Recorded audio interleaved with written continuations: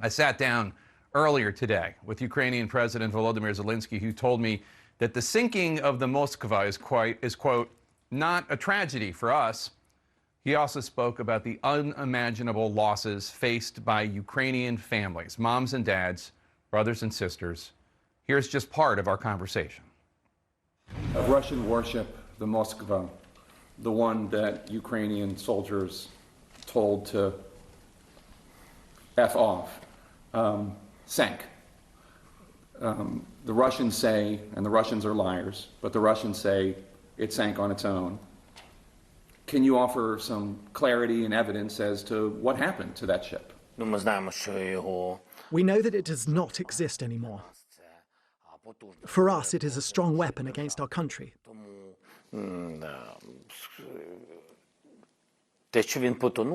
So its sinking is not a tragedy for us. I want you, the rest of the people, to realize that. The less weapons the Russian Federation that attacked our country has, the better for us. The less capable they are. This is important. And about what happened to it, the history will tell. Do you have any idea how many Ukrainian soldiers or Ukrainian civilians have been killed? I know about... How many?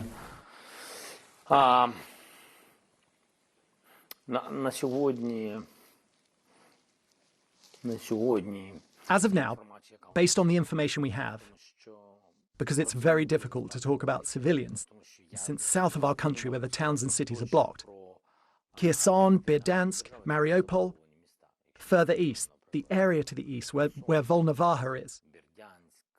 We just don't know how many people have died in that area that is blocked.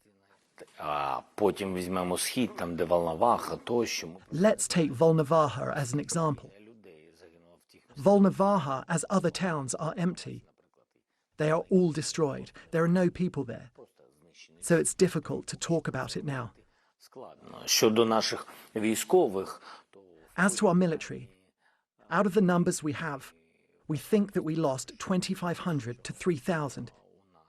In comparison with the Russian military, who lost about 19 to 20,000. Втратили в порівнянні з російськими військами, які втратили десь 19-20 тисяч. Це от таке порівняння. That's the comparison. But we have about 10,000 injured. And it's hard to say how many will survive. I'm sure you have seen the video of the Ukrainian mom finding her son in a well. And her sorrow, her crying, just is devastating to hear. And you have seen a lot of videos like that.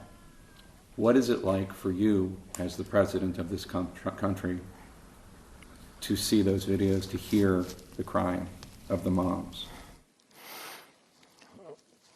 Найстрашніше, що я бачив в житті, в принципі. This is the scariest I have seen in my life in principle.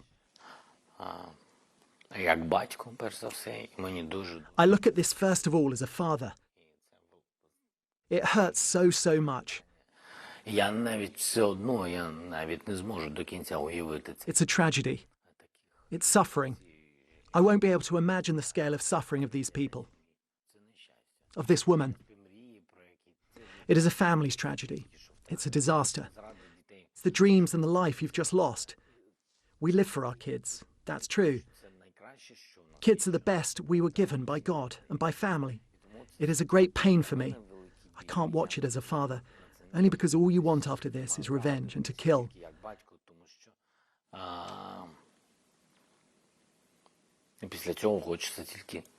I have to watch as the president of the state where a lot of people have died and lost their loved ones.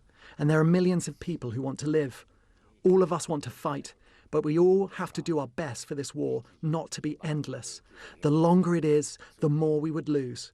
All these losses will be just like that one.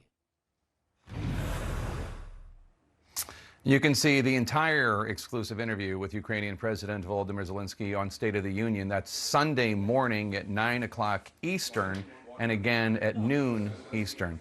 Let's discuss just that part of it with CNN Chief International Correspondent Clarissa Ward. Clarissa, thanks for joining us. So What did you think about his answer about viewing the sorrows of this war as a father versus as a president? The notion that as a dad he would want revenge, but as a president he has to think differently. I thought that was interesting, almost like he's talking himself through this relatively new profession he now has.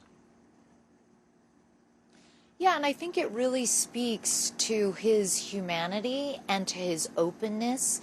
You know, it's such a stark contrast when you look at President Zelenskyy and you see how he was with you. He's very casual. He's unpretentious. He's open. There's no massive entourage. He's dressed casually as sort of befits the moment. He answers you sincerely. He talks about his feelings as a father. And this is something that's been a huge part of his success, his ability to connect with Ukrainians as a human being.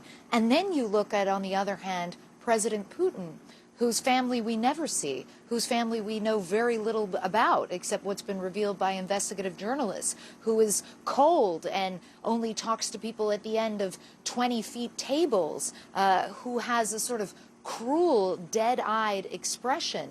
And you see such a huge difference between the type of leadership.